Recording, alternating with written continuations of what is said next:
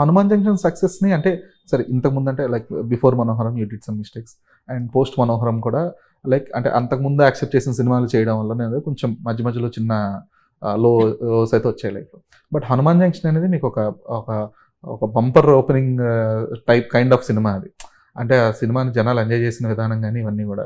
So అది ఏ kind of stardom కానీ recognition కానీ తీసుకొచ్చింది మీకు? అది అండి అంటే డెఫినెట్లీ అది బీసీ సెంటర్స్కి కూడా వెళ్ళింది. సో దట్ ఇస్ అంటే వెరీ నార్మల్ ఆ క్రౌడ్ వరకు కూడా తీసుకెళ్ళింది. సో ఎవ్రీబడి ఇప్పుడు కూడా హనుమాన్ జంక్షన్ అంటూనే ఉంటారు.